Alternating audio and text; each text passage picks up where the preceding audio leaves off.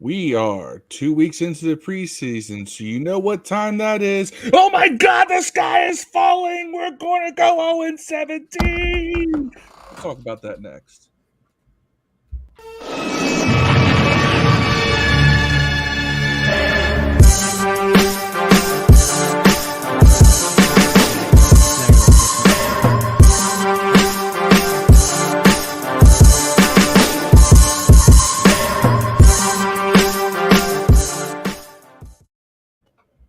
What is good, everybody? How are y'all doing this lovely, lovely Tuesday evening? And we are live and direct. I'm coming to y'all from Georgia. I am not in the DMV right now. I am in the good old southern state of Georgia for work. So I'm coming to you from a Hilton Doubletree, and I can only hope that the internet is good enough to,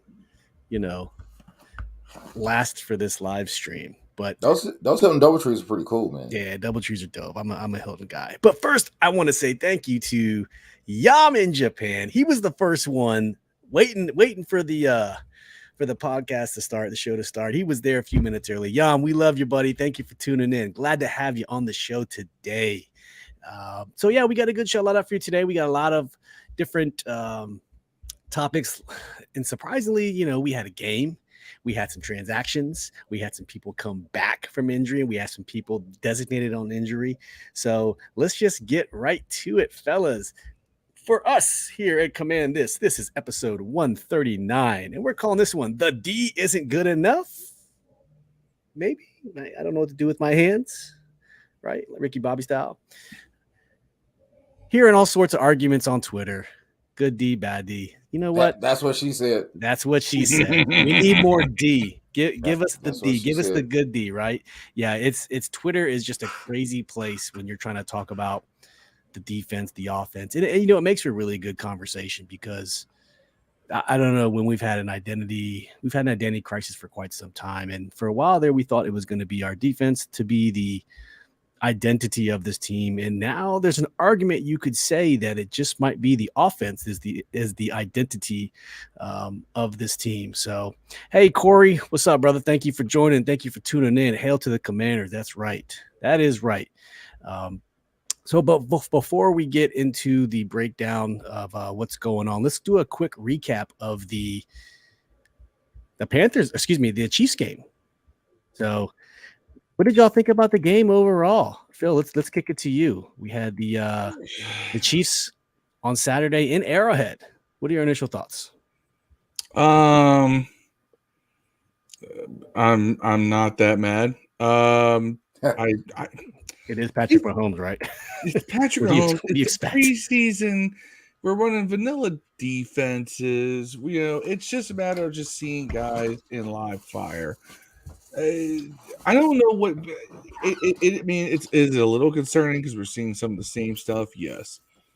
Is it because we're seeing the same defense we saw last year for the good chunk of the beginning of the season and at the end when everybody was hurt? Yes. Do I think that Jack Del Rio is so stuck that he can't adjust? No. Reason why? We've seen him do it before. All right. We saw him do it when Chase went down last season until the injuries piled up, and you just can't run the same stuff when you're running with all backups. So I'm not in panic mode yet. I do think that what's going to help this team on defense is an improved offense. And I think this offense is going to be way more dynamic than what we've seen.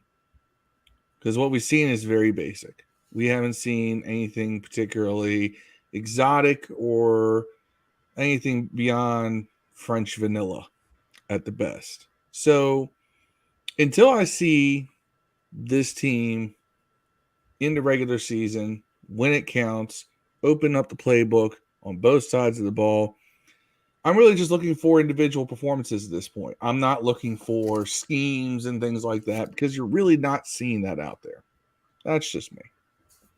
That's fair. That's a fair assessment. I mean, that's the more conservative assessment. Before we go to Dev, let's take a look at this. Corey says, I know the defense will look better than it has been, but it's still very frustrating to see the same things on third down. Corey, sit tight. We'll get to that in just 1 second. Ref the District. What's up, fellas? Big shout out to Ref the District. Go follow them if you haven't subbed already on YouTube. Nathan, Trevin, Stoner, good friends of ours. And we will be providing some content for them here very soon on the upcoming 53-man roster. So sit tight, stay tuned, and make sure you go sub up to Ref the District. Good friends of ours. Dev, what you think about the Chiefs game, man? Just off the cuff before we break it down. I think that preseason for the fans is different than I assume preseason is for the coaches, because you realize that we had a makeshift team out there on the offensive line, and we don't game plan for Mahomes. This is what Mahomes looks like when you don't game plan for him and don't have a couple guys that's going to be playing, and you play a vanilla defense. He's always going to look good in practice and preseason, no matter what. You know what I'm saying? So I don't have anything like bad to say about win or loss in this game, but I will say I think there are some things that I learned in this preseason game, like that I already knew. Like I knew Holcomb can't defend in the pass. I knew he can't defend the pass, man. I think that some things like Cam Sims is tough, man. Cam Sims is a tough dude, man. There are a couple of things that just I reinforced that I already knew. So I didn't learn anything. I don't feel like we had a horrible game or anything like that. I would have liked to see our starters play another series since they played so bad. But other than that. But I mean, on the flip side, like we said earlier, it's Patrick Mahomes. Like he was extremely dominant as expected. I was expecting our defense to be a little bit more competitive. But at the same time, we got through to sack him like 6 times. He had like 3 passes where he like threw one, jumped off his back foot, sidearm, through traffic. He threw another one where he ran around 2 or 3 times and threw it. Like, it's preseason, man. We're not dialing up blitzes to get this guy. You know what I'm saying? I will say this. Anybody else, I think they would have knocked out. The pass rush does look like it's going to be better this year. Shaka Tony should start until Young gets there, bro. Thank you. Like I get it. Can someone pull up what I said last week? I get it. Maybe Shaka Tony gets the in the NASCAR set we used to run, or maybe in the third and distance he gets to run. You know what I'm saying? Maybe Shaka Tony gets to play. Maybe. Whenever we're on 3rd and long until Young gets there. Young went on punt, by the way. Yeah, we'll talk about that in the transactions here. So Patrick Mahomes in the Chiefs game, 12 for 19, 162, 2 touchdowns. He was dominant. We didn't fluster him. Sweat almost got him, but Mahomes is Mahomes, and he got away, and of course he completed a pass. The running game they had to do average 7 yards. They also had that one tight end, Fortson, that caught 2 touchdowns against us on the first 2 drives led by Mahomes. That was not Travis Kelce. But I think Mahomes is a type of quarterback that can, getting on the Brady level, that can kind of make anybody better. And it's to be expected. I was just hoping to see some dialed up blitzes, like you said, Dev, blitzes or schemes or whatever. But Roger Smith, thank you for joining the show. Roger says, time is wasting. Stop with this Buffalo nickel garbage and go get a real coverage. Mike linebacker, stop this madness. Why isn't people talking about getting rid of Harris? He is garbage. Harris? Who are you talking about? Who are you talking about, Roger? You talking about what's his face? Cliff Harris, the defensive backs coach. Cliff Harris. He's talking about defensive backs. Oh, because the only Harris we have on the team is a no-name dude who's not going to make the team, Dejon Harris. But he's right. Chris Harris? Cliff, I think is his name, or something like that. Defensive backs coach, the DB coach. Chris Harris. Is that the DB backs? Chris Harris? Yeah, Chris Harris is the defensive backs coach. Okay. Yes, he played ball as a DB. Yeah. I don't think it's him. Maybe that's Del Rio's thing, man. He lines. If you notice, if you watch the game, it seems like Jackson is about 1 yard back further than Fuller, but they're both 7 to 9 yards off the receivers all the time. And I wonder if it's schematically done that way and it's not them. Because if you go back and watch Jackson when he played for Cincinnati, he didn't play that way. You go watch Fuller, even in the Chiefs, he didn't play that way. So I think it may be a Jack Del Rio thing. But I'm telling you, man, he's on to something. They do need to get rid of Payne, man. I love Payne, but he's not going to come back. He should have been gone a long time ago. Go get Roquan Smith, man. Quit playing around, dog. Should have been gone a long time ago. And Dev, is Hightower still free agent? I think he is. I want to hit on something that you just said. You know, there's a graphic. I can't find it. It's on Twitter somewhere. It was 3rd and 1, and our defensive backs are 12 yards off the ball. I counted. One was at 10, the other was at 12. And of course they picked it up. Why? We've been doing that stuff since Jim Haslett. And I don't understand why. That's a Jack Del Rio. That's a scheme thing. That's not a cornerback. Right. That's not, he's not just doing what it's a coaching thing. And a coach's job is to put players in a position to be successful. And you know what? It's preseason. I get it. But if that shit happens in the in the regular season, then we have a problem. Yeah. It's so frustrating. I think it's them. I think it's a schematic thing, but I'm hoping that it was just a preseason vanilla defense type thing. Like they were going to go cover 4 no matter what or whatever they were in. That's what I'm saying. I'm hoping that's what it is, but I don't think it is. I think you're right, Roger. I think it's not.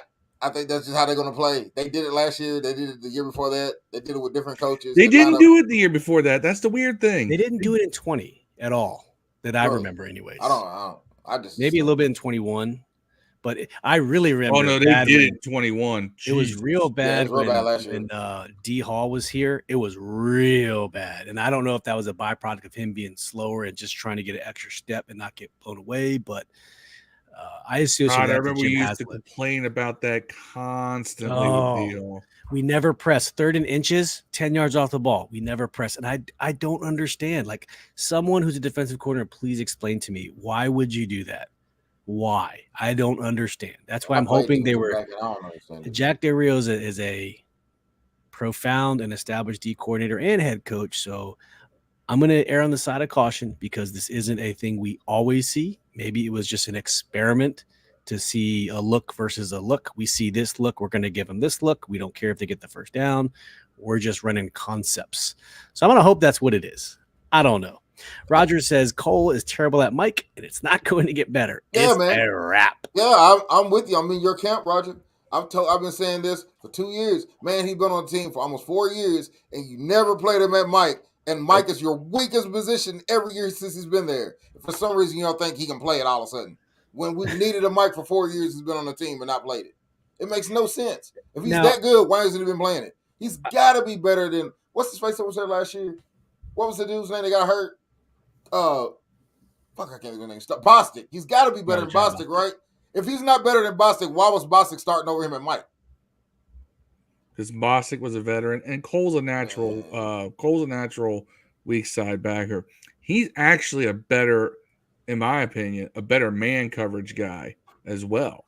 I think he's terrible at man. He never follows anyone, dog. Like he never gets asked to. He's never schemed to do so. If there's not any press, like if we don't get any pressure, man, whoever he's guarding is open every time, man. Yeah, that's because he's never asked to be a man. He has to pick up a guy in the zone, and I don't think he's good at that. That's easier for a linebacker. You get to look at the quarterback the whole time. He's not built that way because I remember his first year in the system, he was running I saw him doing a lot of man coverage, and he did well. It's sad because it feels like every time I talk about this subject, I feel like I'm shitting on Holcomb because I think Holcomb's a hell of a football player, man. I do want him to play linebacker. I just don't think he's a Mike. I've never thought it, man. I would rather go down with Jamin Davis at Mike than him. I've always said that because he's got more talent. He just has to put it together. Yeah, well, there was one play. Chiefs. There was one play. If you saw it, people were shitting on Jamin, but he played a wheel route. Shout out to Kyle from the Burgundy Zone who posted this. He played a wheel route perfectly. Mahomes wanted to go up the left sideline, and he played it exactly how he was supposed to. And I guarantee Jamin last year would not have played it that way. Well, Jamin wasn't horrible in pass coverage. Mike Tyler from Hogs Haven had a whole series on how Jamin played a much better game and showed a lot of steps forward that we've been waiting for him to show. Yeah, Mayo played better at Mike than fucking Holcomb did the last game, and I watched for it. Like I really, I Mayo mean, look, played better. I love Holcomb. I don't think he's a natural Mike. He never was. Mayo has been the best linebacker on our team this preseason, man, and I don't think Mayo is good at all. Yeah, that's how I feel like Jamin's going to be better. That's the positive thing about him. But I feel like Holcomb is not bad. I just feel like he's in a horrible position to be in, man. He's not a Mike. well, I don't Rod, understand it. Greg Delaney, what's up, brother? Thank you for joining the stream. Greg says Chris Harris's name is being mentioned for Jack Del Rio replacement for defensive coordinator. You know, if I was a betting man, if there was one person to be fired this year, it's Jack Del Rio. Right. If you're talking coaches mid-season, we already fired the defensive line coach, so you know the defense is on the hot seat. If they just don't perform as to standard, then he's got to be gone, right? You can't keep passing the buck. You got to. The first thing happens, I think, is Ron probably takes play calling duties away from him first. Well, Jack is his boy, so you might see that. That would be the ultimate slap in the face. This dude was a prior head coach, and he's been a D coordinator. Now I'm revoking your defensive play calling. What am I here for then? I mean, send me on my way. Jack Del Rio's argument, he could be like, happens. I got this team to the playoffs the last time they went. Jack Del Rio could say that too. Yeah, I got this team to the playoffs. Then he'll become a political consultant for the community.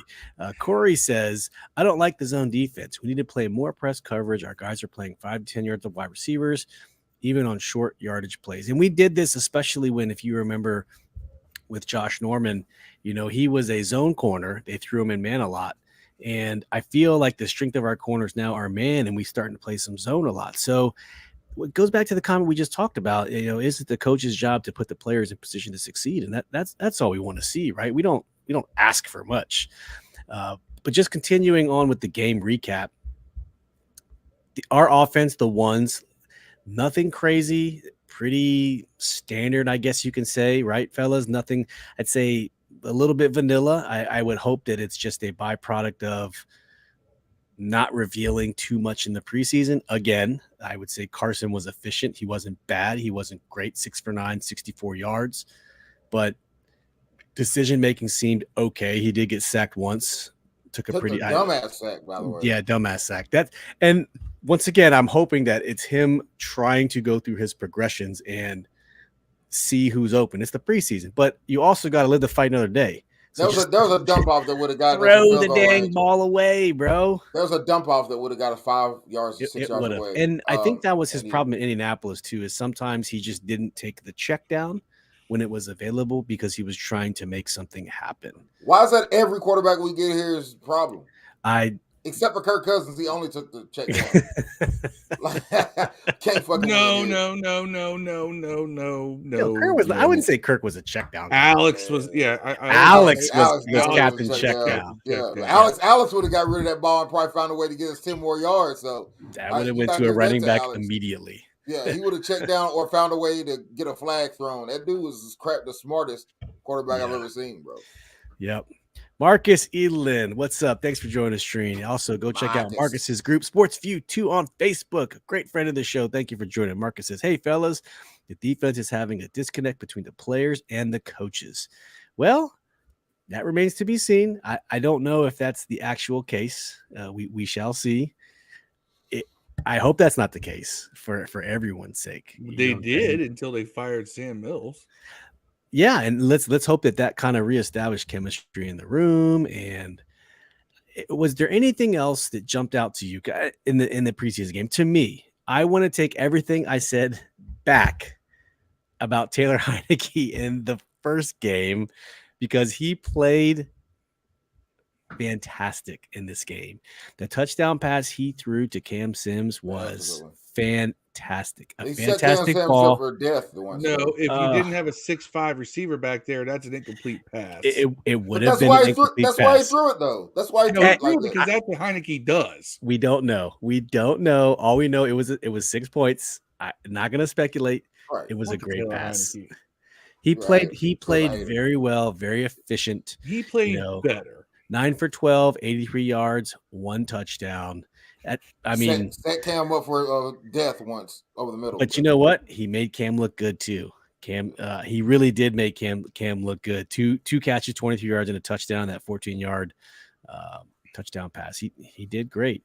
And also you know who else came out the continued to drive. ball is Alex Erickson. This dude just continues to play well in the preseason. I don't know if he's going to make the roster, but one other argument for you guys. I want to ask you, after today, what do you think about the starting running back position? We've seen it for 2 games now. And recap last game, Brian Robinson, eight carries, 31 yards. He had a 9-yard rush. Gibson, 2 carries, 3 yards, a 4-yard rush. And for receiving, Gibson had 3 receptions for 37 yards. He did rip off that 22-yard, if you guys remember. And I want more of that in my life. That was it. So, Phil, did the gauge move for you, the needle move for you for any of the starting running back talk after the Chiefs game? This is where the needle moves for me, and this is where the needle's been since I saw Brian Robinson at the FedEx practice. You're not going to have a true RB1. You're going to see a lot of dividing up of the load. That's not good for fantasy football.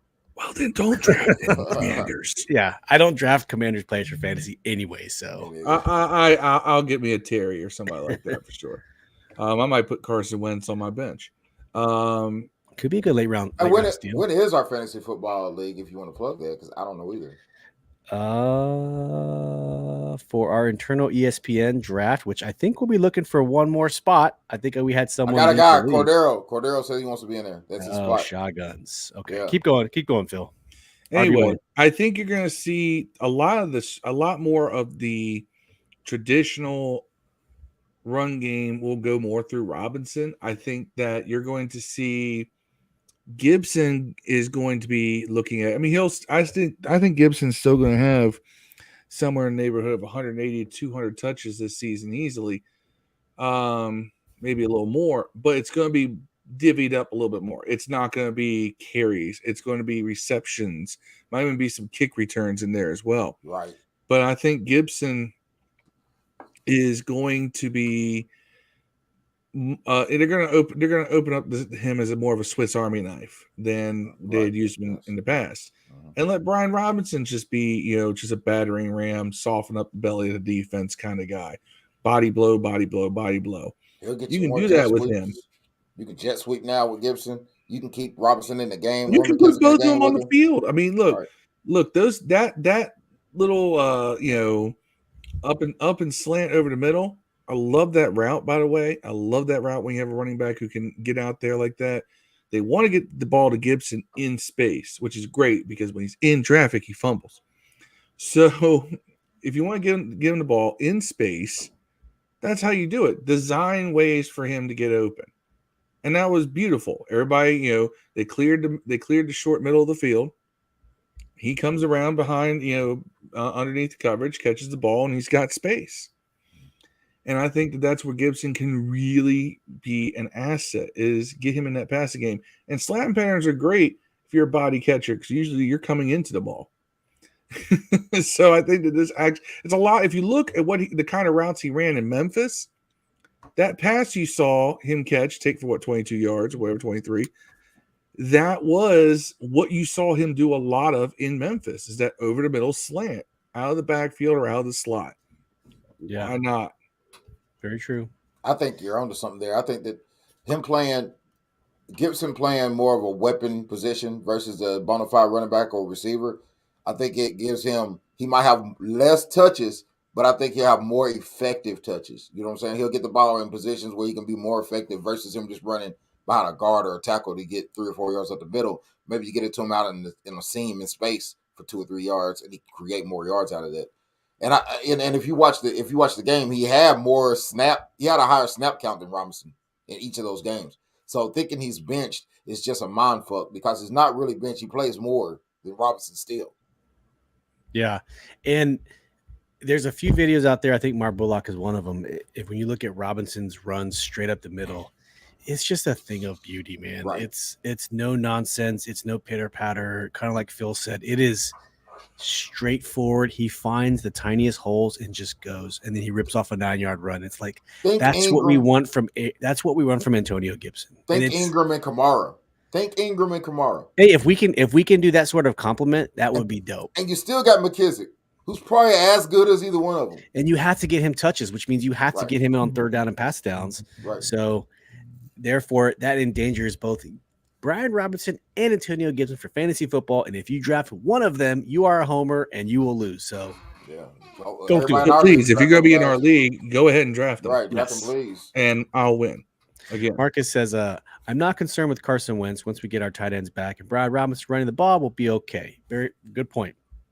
Corey says, B-Rob will be a tremendous asset. Gibby is better suited to play a similar role like JD. Also, Gibby could be a returner. He was dynamic returner in college. He was at Memphis. We see got that. A lot of guys on our team that were dynamic returners in college. We do. It's crazy. It's like funny that you say that.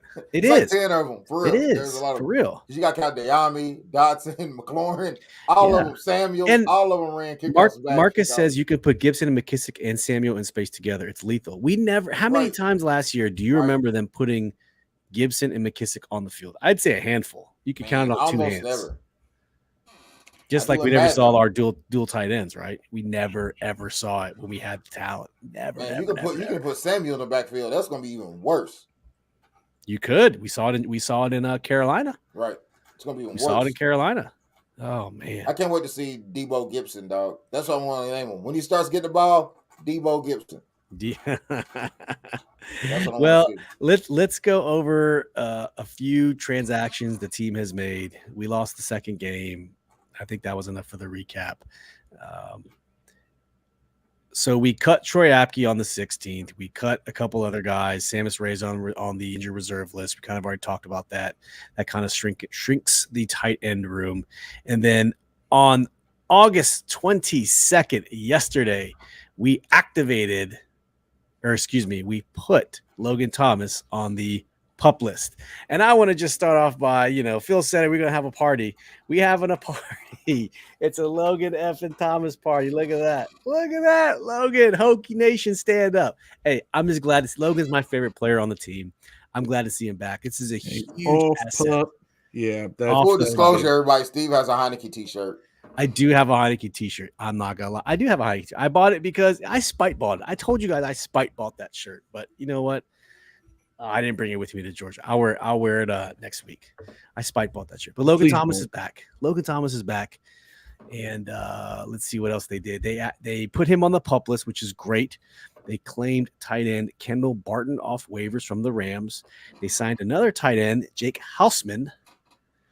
They placed defensive end Bunmi Rotimi and tight end Eli Wolf on the injured reserve list. Rotimi had a good preseason game for the injury too, by the way. He had a good preseason in the first game. They released Alex Arma, the fullback, on the reserve injured list with a settlement. And then today they put Chase Young, center Tyler Larson on the reserve, physically unable to perform, aka PUP list. They released Kelvin Harmon and tackle Rashad Hill, and placed the only been on the team for a week linebacker Nate Jerry, I don't know how you say it, on the reserve injured list. So that didn't last long. That did not last long. I was trying to find a way to keep your boy Harmon on the team, man. I knew it was a long shot, but I was trying to. I thought when they got rid of Apke that was like, because everybody kept saying they'll keep Apke around because he plays specials. Then they got rid of Apke. I was like, they're trying to find a way to keep 6 receivers. So I know that we need to come up with our receivers for the depth chart. I hope Kelvin Harmon catches on somewhere. He should. He's too good. Yeah, he should. We love Kelvin Harmon. We thought he was going to have that Reed Doughty staying power eventually, but a lot of people did say he was not going to be on this team. You could have made the argument. We have an actual segment here. We'll talk about the 53. Haven't we drafted a wide receiver pretty much every draft? You know what? I think you have to though, bro, because just like I think you should always draft a quarterback in every draft. I think you should always draft a quarterback and a wide receiver in every draft. Just because, for no reason whatsoever. You just should. You know who you should not ever draft? A Mike. That's our philosophy. You know what I'm saying? Don't draft one of those. And don't ever draft anyone in the second round. Draft a guard every third round for 25 years. Hey. Draft a guard. Sam Cosme's already proven that adage wrong. And I think the guard. You talking about the guard, Sam Cosme? Yes. Talking about the tackle, Sam guard, Cosme. the guard, Sam UT. Cosme? He's only been playing guard because of injuries to the line, and so they want to get some backup reps. But he's going to be a starting right tackle. They're only looking at that just so they can say, can we do this in case we need to do a little patchwork stuff. Yeah. Marcus says, bye, Kelvin Harmon. And Greg says, I knew Kelvin Harmon was gone. I didn't know he was gone. I legitimately. If you watched him in practice, you didn't think he was I gone. felt like it could happen, but I was like, man, they're going to keep 6 receivers or 7. Usually every year they've kept 7, right? 6. So 6, rather. I'm sorry. So I'm like, I try to narrow down 6. So that means maybe Erickson makes the team? No fucking way, right? I don't know. No. We'll talk about that in just a second. Maybe that's the spot you lose to keep extra tight end. I mean, how many white slot receivers do we really need? We got one. Everybody has a quota of 1. Everybody has to have 1, right? Yeah, we got Dax Milne. Hey, Dax Milne, you are an affirmative action hire. You know what I'm saying? It's fucked up. No, you are. Welcome to being black. You are, however, banned at being the wingman for any of the other single guys on the team. You look at all those adjectives that Steve says. Dev accused me of saying Dax Milne fit all of the stereotypes of a. Yeah. He works hard. Steve is racist, by the way. He's so articulate. He works hard. He's shifty. He's a high motor player. He's quick in space. Yeah. He always deceptively fast. Like, let's say about Apke. He's deceptive. The nigga ran a 4.4. That's not deceptive. That's flat out fast. I want you to go back. You want to see that in action. Go back and read everything they said about Ryan Kerrigan. Oh man. Oh my God. Purdue stand up. You read it. It's all like he's smart. He's a high motor guy and a leader in the locker room. And I'm like, so what you're saying is that he's not athletic. He had the worst haircut coming out of college. If you guys remember, that haircut was just horrendous. He had that long ass hair. Oh, it was so bad. Yeah, it went away real quick, didn't it? It sure did. It got cut real fast. He got paid and he said, cut my hair. Yep. It's like when Ben Roethlisberger, he was black until he got drafted. Remember that shit? Yeah. And then Marcus says, or release a guard who played all 17 games, Eric Flowers, and signed Trey Turner, TRAI, who hasn't played a full season yet. When we talked about this in the preseason, I said Wes Schweitzer was going to start. I think we talked about this on Corey's show. Shout out to On the Warpath with Corey Sanchez. I said Schweitzer was going to start over Trey Turner. Everyone said Trey Turner was going to be the starter. Schweitzer, I said I did too. Yeah, no, man. We're all Team Schweitzer. And here, I also said that Schweitzer was going to be the next big signing. I think he's going to be the next big signing. He should be. I think he's going to surprise people. I hope he surprises people. But by the way, Eric Flowers still out there. Nobody else signed him either. So. Isn't that crazy? He didn't want to take a pay cut. He could have been here. Hey, I mean, now he ain't getting paid at all. Can't blame him whatsoever. So let's talk wide receivers.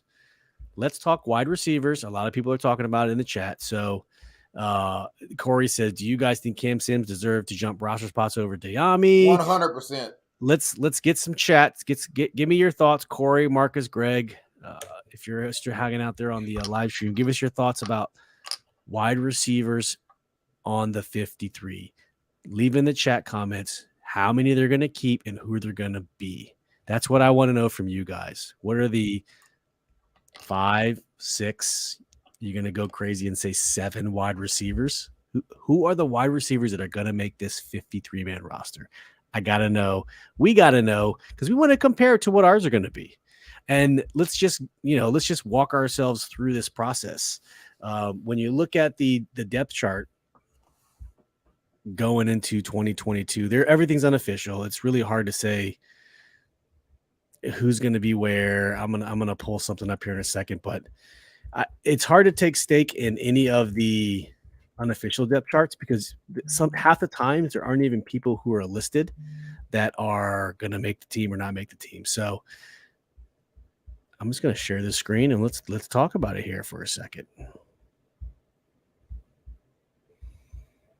Let's go. All right. Here are on the Commanders website, what they have for the unofficial depth roster. Curtis Samuel, Jahan Dotson. You know what's funny? Terry McLaurin is not even on this depth chart, except for he's way up at the top. So it's kind of split. So Terry McLaurin, Curtis Samuel, Jahan Dotson. Those are given, right? Those are three people who are going to make this team. Any arguments? Yes, no? Okay, we're good. Let's talk about number 4. Who's the 4th person on this depth chart? Dev, let me go to you first. Do you Sims. think will be number 4? You Sims. think Cam Sims will be number 4? If we're going by who earned it, it's Sims. You think so? Yeah, 100%. Okay. Well, and he played specials on top of it. Bill, how do you feel about Sims being at Why number don't 4? they make fucking... It's such a toss-up. Sims has done more in the preseason. He has, because he's Still got more in more regular opportunities. season. But And he's what, 6'3"? Still more in regular season too. 6'3"? 6'4"? Jackson Milne got more catches than Diami. I mean, if you go off the preseason, Alex Erickson's making this team. Yeah, I think he might. So let's get a number first. How many do you think they're keeping, Phil? Wide receivers. What is the number? it's going to be 6. I think it's 6 too.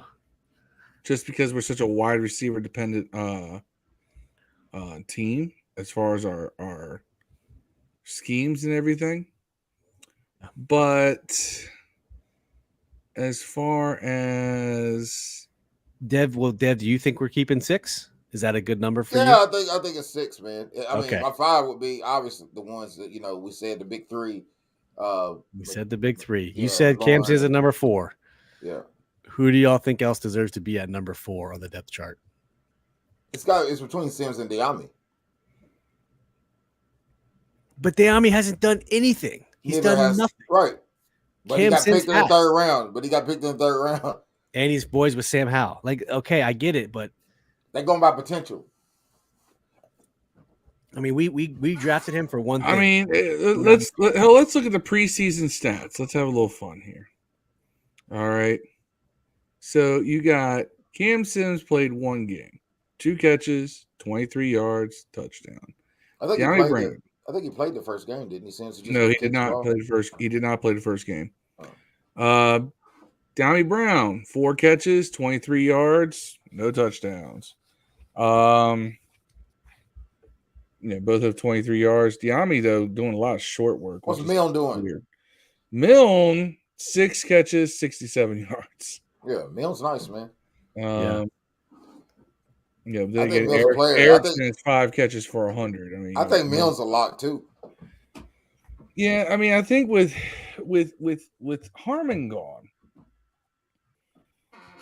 I mean, I think you could go Diami or Cam at the 4 and the 5. You can interchangeable.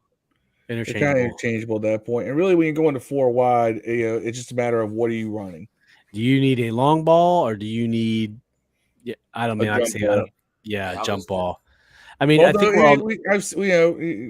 Diami can jump. Sam's but too. He can. Large catch radius. But what you're looking at is who's going to be the 6th guy, Dax, and there's your 6 receivers. I mean, what helps Milne is he's a natural slot receiver. Everybody else just can play it a little, but he's a slot receiver, like Cole Beasley and Wayne Corbett. like all the other white guys his size that you stereotype. By the way, Steve thinks Lamar Jackson needs to be a running back. By the way, everybody. No, I never said that. I never said that. You ever seen Menace to Society? The Asian lady at the very beginning of the movie. You go buy something. Yeah, you go buy now. Sorry for your mother. What'd you say about my mama? Man, I remember. Hey, Great movie, by the way. Great movie, by the way. Juice. I mean, what's it? Menace to Society or Boys in the Hood? Menace. I'm a Menace person. All day. Boys in the Hood. I think Boys in the Hood is like the Black Goonies, man. I mean, you had you want to see a dead body or you want to catch hunt treasure? That was the first part of the movie. Like, you want to see a dead body? No, you want to hunt for treasure. It's the same thing. You done fucked up. You done fucked up, right? Like, come on. Come on. hey man, I got these cheeseburgers, yo. I mean, I'm not gonna say what he said, but you know the scene I'm talking about. Yeah. So my personal opinion of the tops, I'm gonna say it's Terry, Samuel, Jahan, Sims and Brown interchangeable, and Dax Milne's the 6th. They're keeping 6, and I think those are the 6. The big And I three: think Dax Sims, Brown, outplays and him. Milne. I think Dax outplays Cam and Diamond. That's fine, but I think we say he makes the 6, and then Alec Erickson is going to be on the practice squad.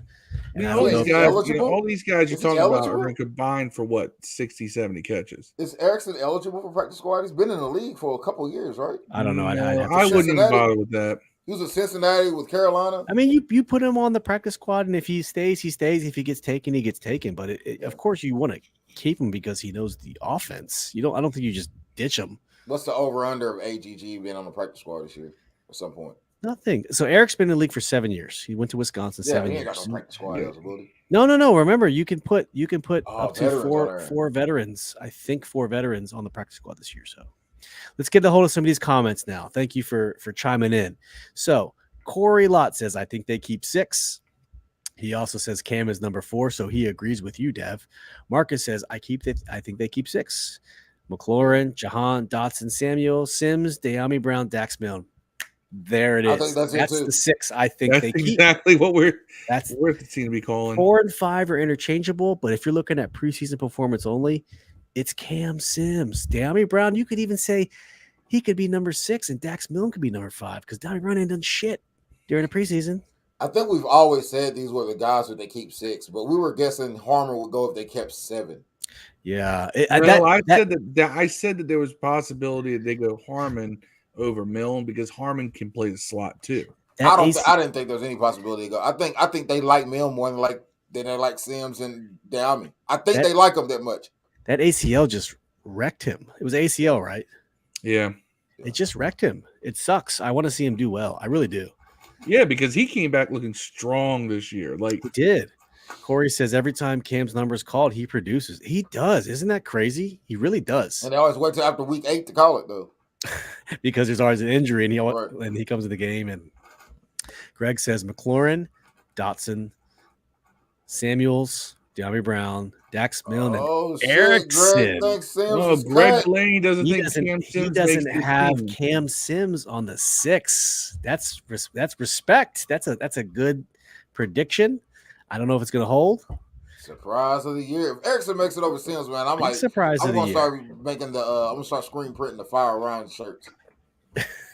Not yet. I have a new Riv Era shirt I want. But what if they cut Sims and then bring him back on the practice squad as a free safety? Oh, Dev would be. Wow. That's some excellent coaching right there. That's I'm gonna have to post the barbershop type coaching right there. I don't have my deep cut. Corey says, if you go by production, Deami's been outperformed by every other wide receiver. He has been outperformed by all of them. Every single one of them. He's done nothing. Didn't they re-sign Sims though in offseason to a contract? They did. Yeah, that's what I'm saying. They did. Then got a contract. No way he gets cut. They sure now, did. I don't know if he gets used more than Milne when the season starts, but there's no way. I think he's like one of the best gunners in the league, man. He is. I mean, honestly, he's one of the best gunners in the league, man. I think he's solidified. If he doesn't catch a pass this year, I think Sims is on the team. Now, it was just a 1-year, $2.5 million deal, but it's still a deal. That's a lot of money for a 4th, 5th, or 6th receiver to cut. Yeah, and if they cut him, it's all dead. It's like 1.4 million dead cap. Right, so he's making the team. I believe he's making the team.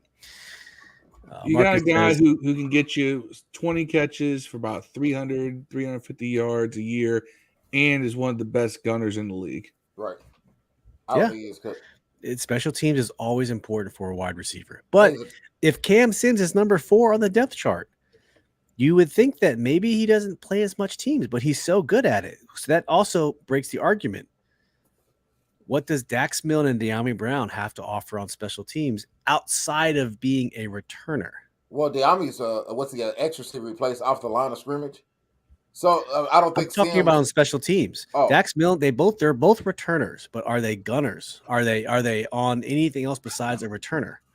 Yeah, I think Butler is taking Apke's spot as far as the other gunner. Percy Butler. Our As far as what I've watched in preseason draft so pick far, safety. right? It looks like Percy Butler is the other gunner. Okay. So I don't know what other positions on specials that Cam played. I don't know if he was on any of the return teams. Right. But on kickoffs, it looks like that is his replacement. That I think Butler cost Apke his job. Butler's better. Yeah. Well, let's get on some of these more wide receiver comments. Greg Delaney says, every offseason we debate whether Cam Sims is going to make the roster, but under Ron and Scott, Cam is underutilized for whatever reason. I would not be surprised if Cam gets cut. That's a good point, but this is his third season or fourth. I'm not sure, but the potential is there for him to be a number 4. We just have too much talent for him to be any higher than a 4, but he has the prototypical body you want as a wide receiver, 6'3", 6'4", the jump ball guy. That's what we need from him. 5. My gosh. Alabama guy. Come on. You know he's been coached to play like well. 230 or something. The only thing that Sims doesn't seem to do particularly well is that he's not a crisp route runner. Now that hurts. Because when you round off and you're that big of a body and you don't have that quick twitch, it hurts you in getting separation. That's why, like, what's our favorite catch by Cam Sims? It's him catching that ball with one hand with the defender on him. Because he doesn't get the separation. I don't know about with the one in Dallas when he caught it over old boy, Mostel. Yeah. Got him. But he doesn't he's not a separation creator. And you don't have to be when you're 6'5", 220 necessarily but it helps. In getting more reps and so forth. And he's just not that guy. I always wished if I'll tell you this, if Cam Sims could run routes like Kelvin Harmon, he'd be Calvin Johnson. Man, if Cam Sims went to the Packers and played with Aaron Rodgers, he'd be a star. He'd be a 1,000-yard receiver. He'd be a star, man. Oh yeah, because Rodgers just be like, here, get it. Here, get it, man. Yeah. Randy Clark, thank you for joining the stream, bro. Let's talk about your comment. In this order: McLaurin, Dotson, Samuels, Sims, Brown, and Milne. That's a good order. I don't argue with that at all. I even take Milne over Brown. Cut. You could argue. If you go on preseason production, you could put Milne. Man, I think Milne's going to be more productive than all those than Sims, Brown, and Sims and Brown because he's going to play slot. He's definitely the bona fide backup slot, man. Randy also says they will soon figure out they're better starting McLaurin, Dotson, and Sims together. Not sure about the Smurf show when all your wide receivers are 6 feet and below. That's a good point. I used to think that way, but the modern NFL is so horizontal right now. It's not vertical in the passing game. You don't need to have the pair of 6'3" receivers that you used to. That you need. Tyreek Hill is way more valuable than Keenan Allen in today's NFL. Yeah. But I can see where you could definitely have a lot of great packages put together, having those 3 on there and utilizing each of their strengths. Yeah, it's good but to have them. I don't know if you should start Sims over Curtis Samuel. Just me. Yeah. I mean, you still have the big-bodied, like the Mike Evans of the world. I don't know what you classify Devontae Adams if I think he's kind of right in between. I don't think he's a big body or a small guy. He's kind of right in between. But the big body prototypical wide receiver, they're starting to be fewer and fewer if you think about it, right? You're not seeing as many. Going back. It's almost like they're going back to the 6'1", 190 guys. Yeah, they'll come back this year though. There's a lot of big ones came out this year. You mean coming up in the 20? You mean this 2022 season? Now, this draft, there's a lot of tall receivers coming out. Garrett, Olave, all those guys. Yeah. And then we went and got John Dodson, bucking the trends. Might be a good thing. Randy says, Greg Delaney, you must be sleeping if you think Cam's getting cut. Ain't happening. Yeah. I don't think he's getting cut. The contract tells me it's just not happening. Weed ain't for everybody. Tell him, Randy. But Greg says Ron has done it before. And Sims is underutilized. Why? Why is Cam Sims underutilized? He's not ever utilized until after week 8. Why is that? And you know what? To his credit, the last 2 years he's played, we've had Taylor Heineke, and who did we have before that? Alex Smith. That's why. Now he did flourish with Alex Smith because he can get up and he can flourish with Alex Smith because Alex Smith was good enough to float a duck up there that happened to be where he could get it. Well, Alex Smith is really good at throwing intermediate passes over the Whereas middle. Taylor Heineke can put the ball over his head from 10 yards.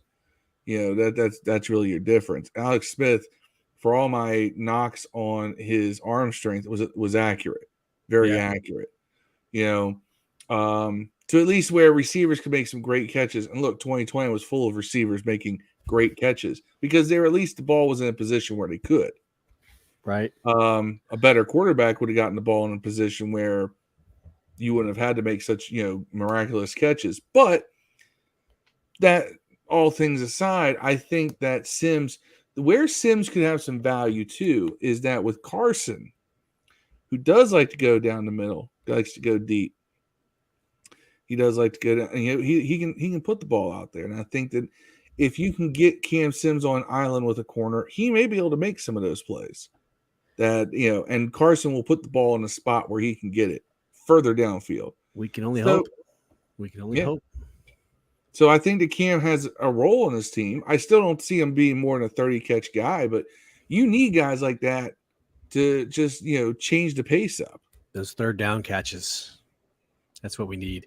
Roger says Milne, Sims, Deuce, Curtis, Terry, Jahan, Mark and Michael, Mark and Michelle. That's the scary one. That's the one. I was. I couldn't think of his name, but that's the scary one, man. Who are we calling Deuce? He's calling De'Ami Brown Deuce because he wears 2. Okay, got it. So there's no Cam Sims in Roger Smith's equation. Man, yeah, there is. I'm sorry. There's no De'Ami Brown in this equation. Yeah, there is. He's saying they're keeping 7. Deuce. He said they're not keeping that. He's had Mark and Michelle there. That's what I was thinking. We've kept 7. We've kept 7 every year, bro. That's what I was trying to say. We kept 6 and then 1 on practice squad. Man, we've kept. Michelle may find himself on the practice squad. We've kept 7 receivers on this team every year, man. See, Steve unfortunately missed the huge catch that we saw that where Carson just stepped up, flicked his wrist, and got the ball 60 yards downfield. I did in the air to Michelle, and Michelle made a really nice catch underneath the coverage. I wouldn't be surprised. I wouldn't be surprised if somebody ends up on IR to leave space for another receiver. Well, something's going to happen. Michelle will probably find himself on practice squad. He seems to have. There's something there. I don't know what it is, but there's something there at least worth keeping around to see how it develops. What's his size? Pause. I will tell you right now. Like his height? Obviously, that's what I meant, Steve. Or his weight. Hold on. Let's just see what it is. He is 5'11", 191. He's 29 years old. Probably over for him. 1 year. UMass Amherst. So the Probably dude over. is on the grind. He's trying to make it. He was with the Eagles for a brief period but didn't play. He played 2 games for the Panthers in 2020 and is now on our squad. And Greg says they're both wrong, guys. I think we've kept 7 every year. Only reason I don't think we keep 7 this year because I think we're gonna keep another tight end. Randy says Cam played slot in college? ? Come on, man. He can play all positions. I think Cam plays slot in the league. Cam plays slot in the NFL, bro. Cam plays slot in the NFL for us. Yeah. If we keep 7, Michelle's in there, man. Yeah, but we're not keeping 7 on the active 53. That's just you can't do that. We don't have enough luxury everywhere else to do that. I feel like you're right. I feel like everyone is right. That's why initially I would say Harmon wasn't gonna make the team. But every year we keep 7. I don't know. I mean, that's the only thing. It's grasping at straws, man. But if we keep 7, Michelle probably on there, man. At least the first couple of weeks, then they'll find a way. I think that maybe they keep him just to keep him from getting picked up. So for the practice squad rules in 2022, they can keep up to 10 players who have less than 2 seasons. Right. And they can keep 6 players with no limits on accrued seasons. Well, the problem with it, though, they still have to make the initial cut because if you cut them, you leave them open to be picked up by another team. Correct. They got to clear waivers. Right. Then So they can come that's back. why I wonder if they'll keep 7 receivers and then cut the 7th and then put them on a practice squad like they did Cam Sims last year. Maybe with Michelle. Maybe. Yeah, that's a good theory. I can't argue with that. That's what I wonder. We've kept 7 every time, man. When the 53 come out every year. Why has that changed this year? I think maybe for the tight end position, but that's it. I mean, let's talk about tight end in a second. Marcus says, we finally have versatility receivers who can play multiple roles. And Corey says, this offense has so many weapons. We really have a chance to be very dynamic. We can cause so many mismatches all over the field.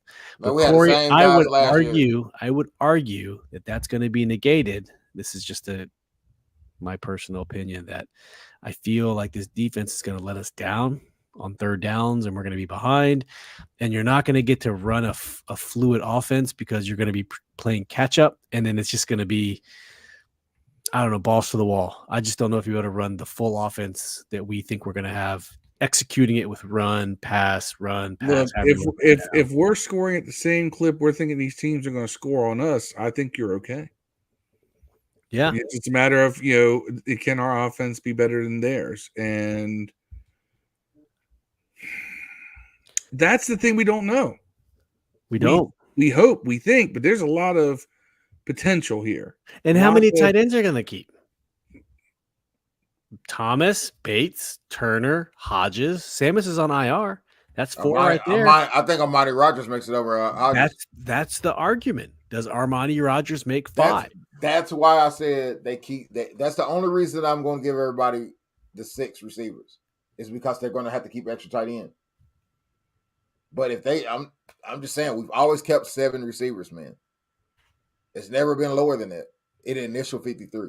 Let's get this in the comments. How many tight ends do you think we will keep, and who are they? So your list of tight ends, the potentials that we could possibly make this list.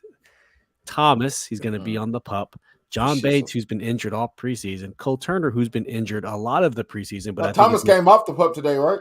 Yeah. He's off the PUP. He's off the PUP, but he's going to ramp up into, But I'm saying he's going to count toward the 53. Yeah. If he was on PUP, it wouldn't. Why wouldn't they keep him off PUP? Why would they wait 2 more weeks to keep him off PUP for 2 more weeks, though? They're probably trying to lock in the rosters. I'm guessing they're forecasting the roster now and not. Yeah, but I'm like, why wouldn't you just wait until the season started to take him off PUP, though? You could have snuck a dude on the roster. I don't know. I can't be a better coach than Ron. He's got to be upset. No. I can't be a Logan Thomas, John Bates, Cole Turner, Curtis Hodges, and Rogers. That's 5.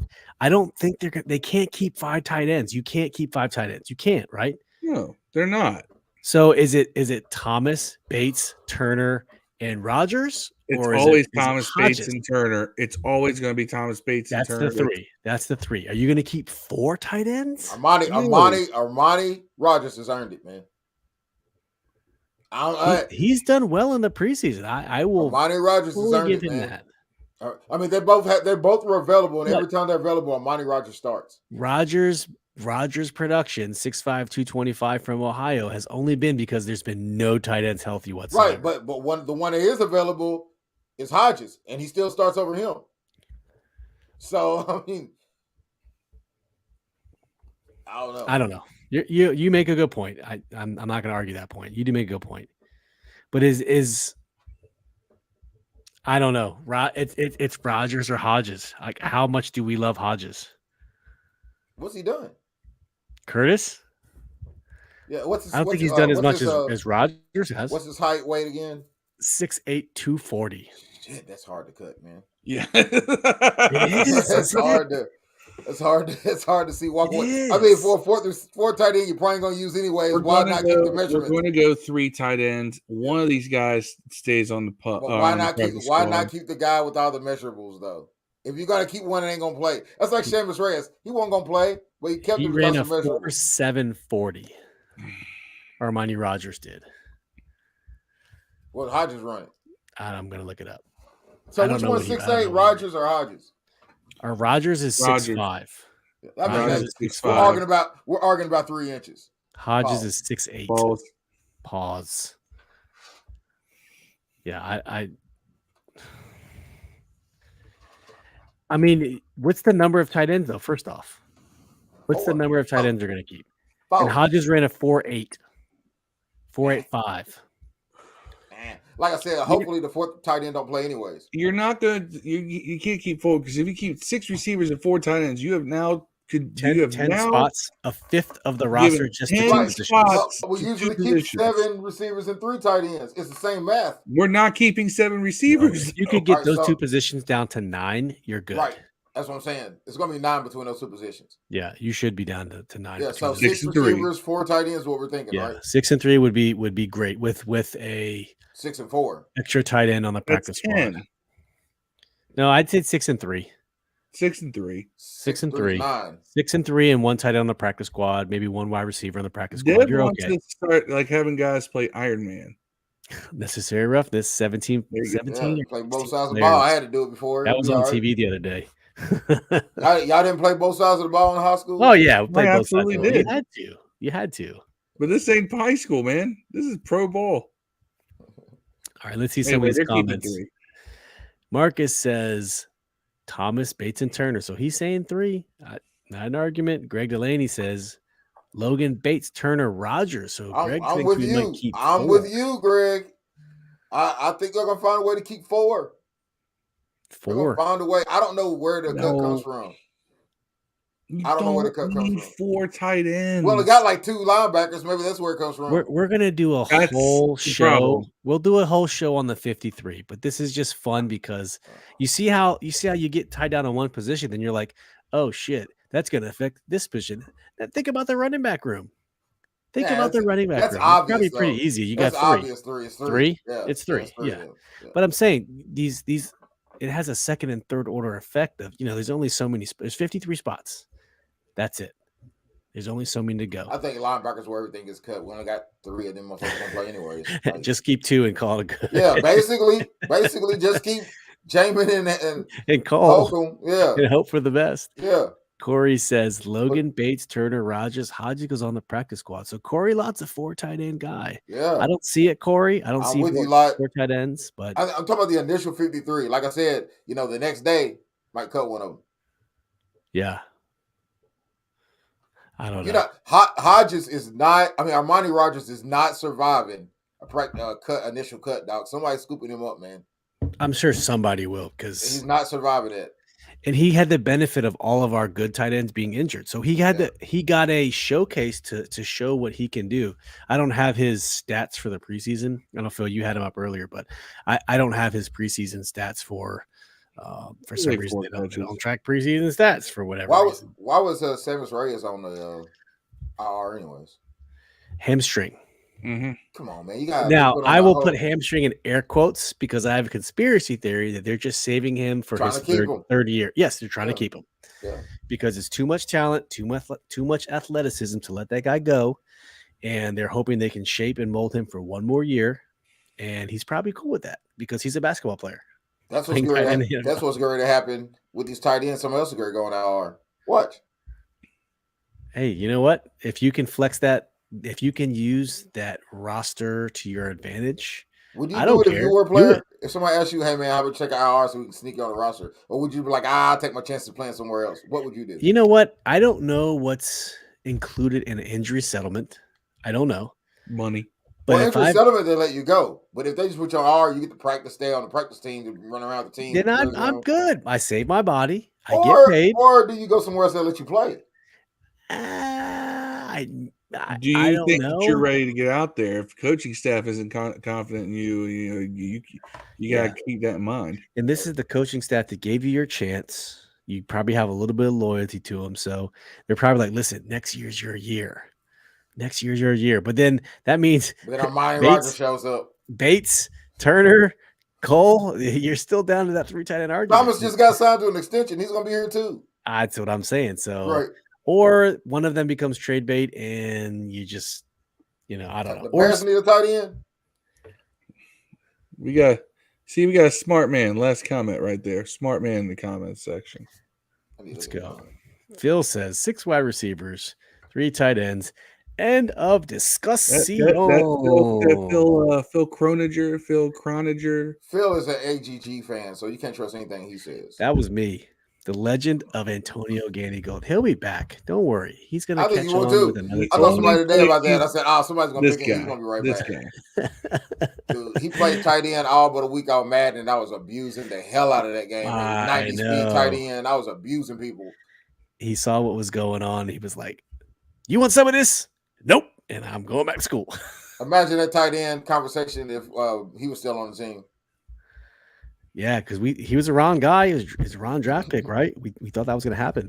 But let me ask you guys about this is when we slowly start to wind down. So have you guys heard the news that Scott Turner is not calling plays from the booth this year? He's moving down to the field. That's We good kind of news. talked about this last year. If you listen to the show, you've been around for a while. We talked about this, but I'll start with you, Dev. What do you think about the offensive coordinator now being down on the field with the players? Well, Good, bad, indifferent? I like it. I also didn't know anything about this, so but I like the idea of that. I honestly, man, think it's dumb to be in a.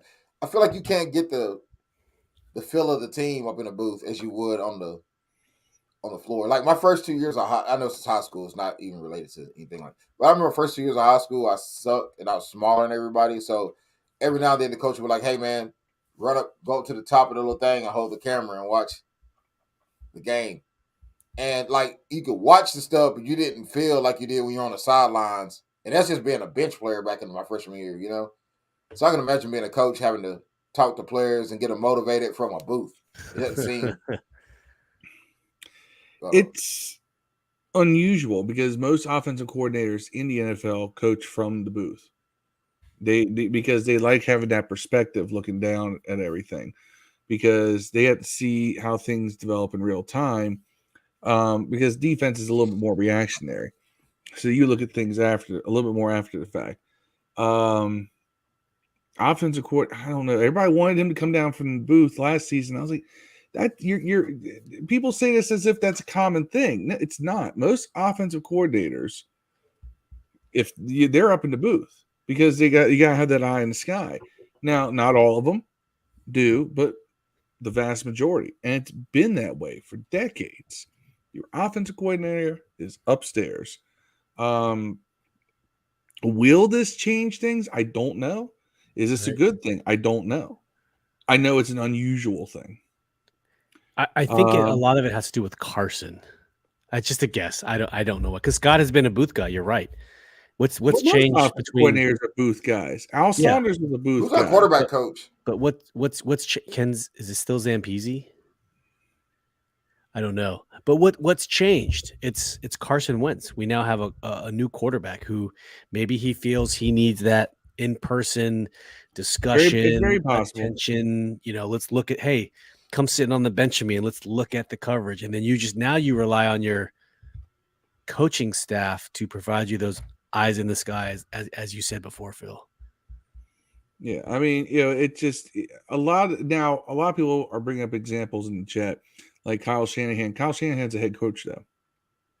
Head coach is always going to be on the field. If they're calling plays, they still got to be on the field. So you have to look at traditional offensive coordinators. They tend to be up in the booth. It's just how it is. Now, if you have a head coach who's also the offensive coordinator or the de facto offensive coordinator in some cases, for instance, Kevin O'Connell was the offensive coordinator in St. Louis, but Sean McVay was running that whole show. But Kevin O'Connell was in the booth. Isn't he now the Vikings coach? He is now the Vikings head coach. Cowboys back with Kirk Cousins. Yeah, you asked. So Ken Zampese is our quarterbacks coach, 23 years experience. So maybe he'll be in the booth. I don't know. As long as you've got, I guess, obviously it can work. I'm just saying that people act like that this is tradition, and it's not. And that's why I always thought, I was like, why are people acting like him being in the booth is so strange? When it's not. I don't think it's strange. I just think that last year people were like, why is the coordinator should never be in a booth? I'm like, well, listen, for Washington specifically, it hasn't been a normal thing for us. Like, and if you could go back, I would love to break down year by year at offensive coordinators where they're in the booth or on the floor. It's something I don't think we've seen a ton of, and if we saw it, we didn't recognize it. Because we've seen, honestly, it's because whenever we had plays being called from the field, it's because we had an offensive-minded head coach. Yes, that exactly it. That's right. So now you have a defensive-minded head coach. This is why you had the coordinator up in the booth. I mean, Dev, it could be Luke Del Rio. He's the assistant quarterbacks coach who could be up in the booth. Who knows? I would definitely want to have a veteran presence up there, like a Zampese, somebody who's been around and done it. It's not Jeff Zaganina. I'll tell you that much. He needs to be down there on the field. Breaking bricks on the sideline. Maybe some pads. Put him in Pat. He played football, so he's got the skills. Let's look at some of these comments here. Marcus says, as long as you have good offensive assistant in the booth, I think it's okay to call plays on the field. 100%. You just got to have that person up in the sky who can break down those coverages for you. Greg Delaney says Kyle Shanahan calls plays from behind the defense. He does, but he's also a head coach. So, like Phil said, it's different. You can't be a head coach calling plays from the booth. I would also don't know if Kyle Shanahan was ever in the booth, ever. And you know what I mean? I would love to know that. Was he ever in the booth? Marcus says, let's take a look here. Marcus says Zampese is still quarterback coach. I would put him in the booth. That's what I said. He might be the best person to put in the booth. Right. I believe O'Connell, when he was our offensive coordinator, he did some booth. I think he did some booth. He was a booth guy. I think he did both. I think he did both because he was here when Dwayne's here. So I think I can't remember. I think maybe the preseason he was in the booth, and during the regular season he was down. I can't remember. Corey says, I think it would be better for Scott to call plays from sidelines. Yeah. So Matt Cavanaugh was before that as offensive coordinator. He was in the booth. Okay. I don't remember that guy that much. Well, he was the guy who replaced Sean McVay. Yeah. Sean McVay. Now, McVay, I remember him being in the booth. I do remember him being on the field too. It was weird. Like I think he was a preseason booth guy, but he went from tight ends coach to O coordinator. Yeah. So it was a very drastic change for him. Before that was Kyle Shanahan. Yeah. Don't know.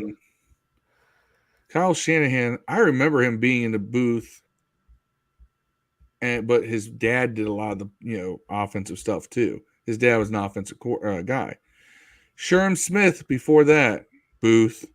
I specifically remember him being in the booth because they had that weird deal where certain plays would run from him in the booth, and because they took Zorn's play calling abilities away. Yeah.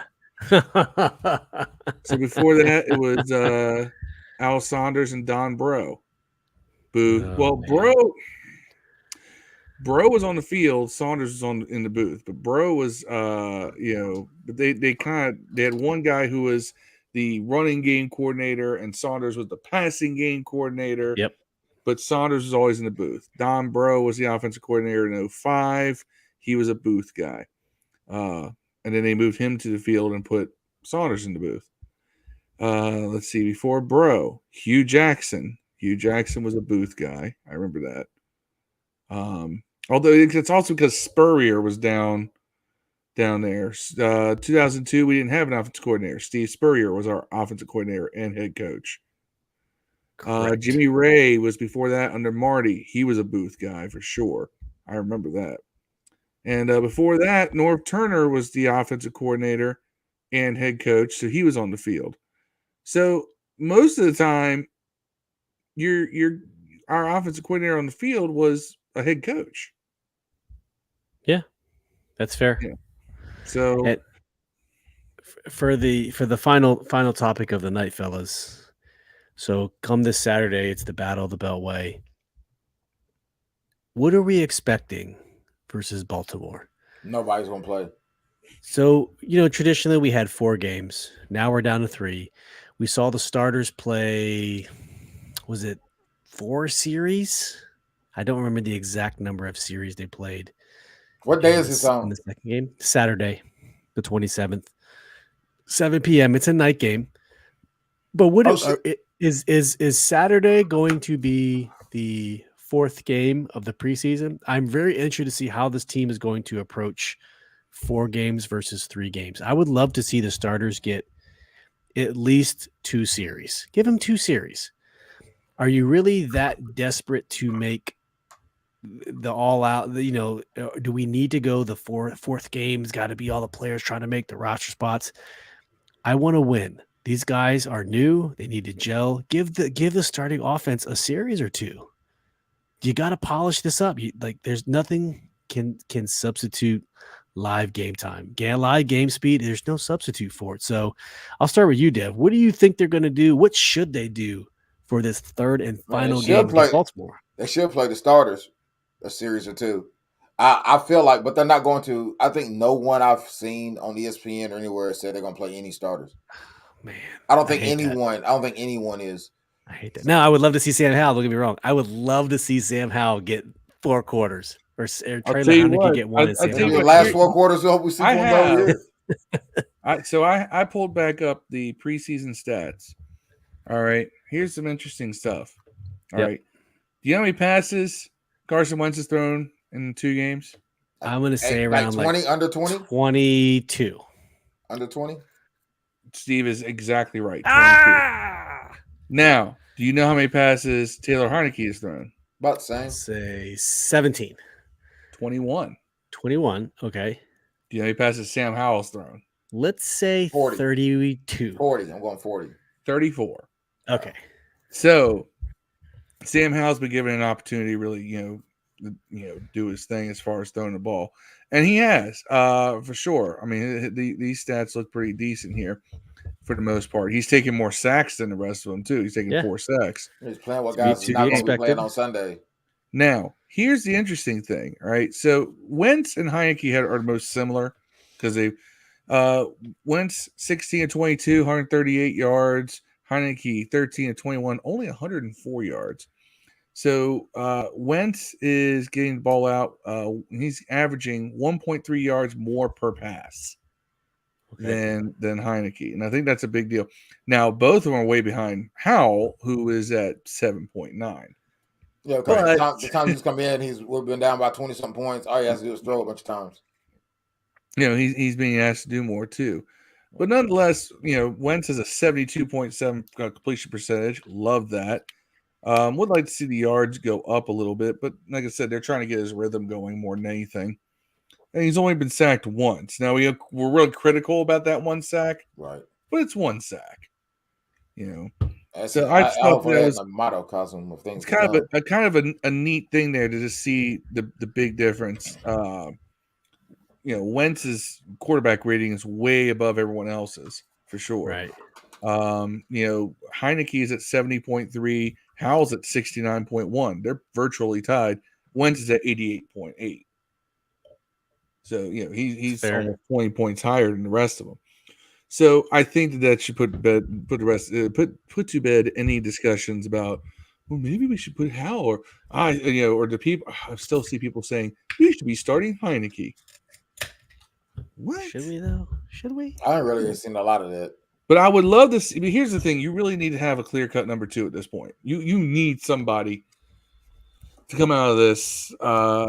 Would you be surprised if they said Sam Howell's number 2? It's not. I don't think it's gonna happen. It's not gonna happen. But would I be surprised? No, because I think Ron wants to get Heineke off this roster. I think so too, and I thought that maybe they would have made a move with Zach Wilson going down, and that team needs another quarterback. But hey, you know what? I'm glad he's on our team.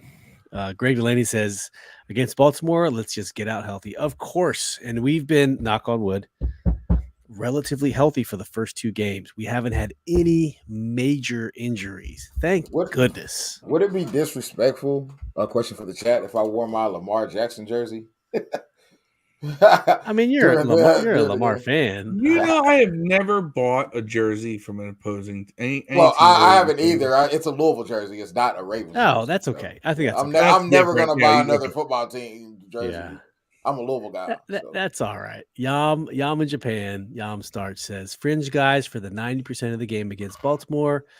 Baltimore plays their 2s to make sure they win. Maybe so. So that twos to be that ones all year though. Like last year, like their quarterback is tough, man. I wish you would have got him. That's Listen, I was at the game at FedEx Field. The Battle of the Bell was at FedEx Field last year, and I was there with my family. We always go to a preseason game. I'll take all 3 of my young kids, and I saw who was their starting running back? Was it Gus Edwards? Mhm. Tore his ACL for the season. Or was it J.K. Dobbins? One of those. I don't Both remember of them did because. it. So But tore his ACL in the preseason, dog. Like that's crazy. Tear your ACL in the preseason. There's nothing worse than that. Nothing worse than that. But the only positive side is that, at least you have the whole season to heal up if it does happen. Corey Lott says, I think the starters should play a couple series, but I doubt if they do. I'm with you. I would love to see them play 2 series. 2 series, whether you're 3 and out, whether you 2 touchdown drives, give them 2 series and be on your merry way. This team you got to stop thinking that you deserve the rest time. This team deserves nothing. This team deserves absolutely nothing. You got to earn everything. 2 series. You know what? Even 1 series. I'd be okay with 1 series. Quarter. A quarter. You know what?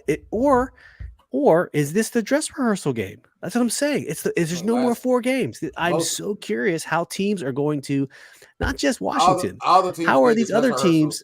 How are the other teams going to treat this third game? All the other teams did their dress rehearsal last game. That's so maybe this is just you got 2 weeks. Now you got 2 weeks between the end of the preseason and the beginning of the regular season. You might as well, let Wentz go out there against, let us throw our first starters out there against Baltimore's second and thirds. Just we could use the confidence boost. And right? then, Wentz goes out there and throws for 600 yards in 2.5 quarters. We could sure use the confidence boost. All over again. Antonio Gibson runs for 200 yards and 3 touchdowns and no fumbles. Marcus says, I would let the starters 1 series, Sam Howell play the rest of the game. That's a good philosophy. You don't need Taylor Heineke to play. Give Sam Howell all the burn because you don't have Cole Kelly on the team anymore. So, and I would let the defense play the starter 2 series, play the backup rest of the game. You know what? Fuck that. Make the starters play the whole game. I'm just kidding. Man, Huntley's going to make us look stupid, bro. I like Huntley too. I wanted Huntley over Wentz, by the way. I want everybody to know this. Huntley's a good quarterback. He's a great number 2. He's a perfect complement to Lamar Jackson, and this is not being. They got like 4 Lamar Jacksons. You seen the team? I'm not lying. They got like 4 Lamar Jacksons. But you know what the beauty of that is? Huh? No, all their quarterbacks. They got 4. All of them are exactly Lamar Jackson. All of them are Huntley, bro. You don't have to change the playbook whatsoever. They got 4 black quarterbacks. They all look exactly like Lamar Jackson when they play, dog. What does the race have to do with anything, Dev? I don't know. Wayne Corbett, you tell me. I'm just messing with you. You hear that, BB? I don't know, Don BB. Let me know. Anthony Brown is their 3rd quarterback, and he plays just like just like Tyler Huntley and Tyler Huntley. So and then they got the other Huntley. There's another one in there. There's one more. I swear, there's one more. That's just like that. By the way, it's yam, like a sweet potato, not yam. Okay, sorry. So yam. I'm a motorcycle rider. I've been riding Yamahas since 1999. So anytime I see YAM, I think yam because we call yam, yami, Yamaha. But I got it. You are yam in Japan, not yam. You dunk on somebody, you yam on them. Shout out to the Tuning Fork crew. The Yamaha started out as a piano company turned motorcycle company, doing great things. So, who is this? Just popped up in the chat. Mr. Phil Croniger says Howell plays second half, goes 18 for 25, 253 touchdowns, and we win 41-21 because the game is meaningless. And then you know what? Then we have a backup quarterback controversy because that's what we do in Washington. That's what we do in Washington. There isn't a worse quarterback controversy. If Wentz wasn't here and it was just Heineke and Howell, there would definitely be. Dude, could you imagine that? Oh my god! That means I'd have to become a howler. Yeah, he almost was when we were Red Wolves. Gosh. But Roger Smith says the biggest thing we didn't have joint practices for 2 years straight. That's problematic. That gives a team a level of toughness and physicality. I agree. I used to love joint practices. We end up getting in fights. Yeah, get bullied. Watch Sheriff remember get Houston by or Wilfrick or the Patriots or D'Angelo Hall tearing his his Achilles versus DeAndre Hopkins after talking shit about it. Ugh, terrible. We don't want to be on Hard Knocks getting abused no more, man. But you know what? I used to love when he used to do it in Frostburg because they would always have the practice against the Steelers. Like that was token Redskins football to me. Is we would always practice with the Steelers every year, and I think we were better for it. By the way, you remember that, Phil, right? That was like absolutely. I remember because I remember coming out of that. And they would televise those practices. They would be televised. They would televise it, and I don't remember none of that. They would televise it on HTS. All right, that's going old school. HTS doesn't exist anymore. So, but they would Home team sports. They would televise it. They would televise it on HTS, right? And you'd come out of those, and like 10-year-old me is freaking out because hey, we got these up and coming receivers. We're finally going to see Stephen Hobbs is going to have a breakout year this year, and Mark Stock is going to become the next great slot receiver. All this stuff because of course that was I'm reflecting back on '93 when Gibbs had left and we were coming into a new era, and they had all these guys. It's funny. Stephen Hobbs was a guy who was was with this franchise for years. Never even had a number of catches that Cam Sims had, but he was the Cam Sims of his time. Dude always made the team because he could gun on special teams. Like he was just that guy. Yeah. And he was a backup returner to Brian Mitchell too. But I just remember like those scrimmages would get you hyped about guys who never saw playing time ever. But it was still fun though. Frostburg was. Oh yeah. Yam says that's all good. That's how they would say in Japan. I know they said Yam, and you're a Suzuki guy. Okay, that's okay. I had a Suzuki M109R. I don't mind Suzuki, but I'm still a Yamaha guy at heart. We have a new member in the chat. Luck says this will be the smartest comment in history. Stamp. Remember this. Starters play the fourth quarter against their second string to get some rhythm before the opener. It'll be less competition, so we'll be able to walk downfield. I think Phil just said this. We you know what? Confidence builder. Like, why not? Let us beat up on some other people and just go into season with our puffing up our chest a little bit. Would be pretty dope to end that. It would be pretty dope to end that streak. Why not? Would be pretty dope. I like them to say, hey, starters playing the whole thing. Against their fours. You know what? Right. Carson was just eating, just eating 400 yards, 5 touchdowns. Yep. Marcus says that's true, Dev. Baltimore has Lamar Jackson clones. They like 4 of them. Greg that's hates smart. That's actually smart as hell. A lot of people say he's a system guy. Now you don't have to change the system. Any you quarterback don't. win, you really, it's smart really, as hell. really don't. We do the same thing with white quarterbacks, though. Yeah. We got the same quarterback, 3 different ones. Exact same guy. Yeah. Not now. Greg hates joint practices, by the way. Greg, you need to tell us why you hate joint practices. But look, hey, you was in the shower just tuning in, subscribing now. Thank you so much, Luck. We really appreciate that. That's respect right there. And everyone is already tuning in. I know you're subscribed, but please go like, subscribe, and share on YouTube. We love what we do. We love chatting with you guys. This is you guys what makes this actually fun for us. We're just like you guys. We're just fans who love to do this, except we do this on YouTube. But hey, this is a good time. So we'll be back again on Thursday to prepare for this Baltimore game. I don't know what we're gonna call it. Bro. I'm not sure if it's like some people think we should put the starters in the fourth quarter. Like Luck said, I say play 2 series, maybe 2 quarters, 1 quarter. You can't not play the starter. Me, I think you got to play the starter. We haven't earned that right. I don't know. I think we should play something. It's just a little rhythm getter, If you can just be like, look, you're going to play until you score. They're not going to play though. How's that sound? You know what? Starters have to play until they score a touchdown. Ooh, that could be never. But you know what? Here's what I would do if I was coach. If I was Scott Turner, I would say, listen, we're going to try and we're going to go through a mock game plan because at the beginning of every game, they do their script, right? We have our first 10 to 15 plays.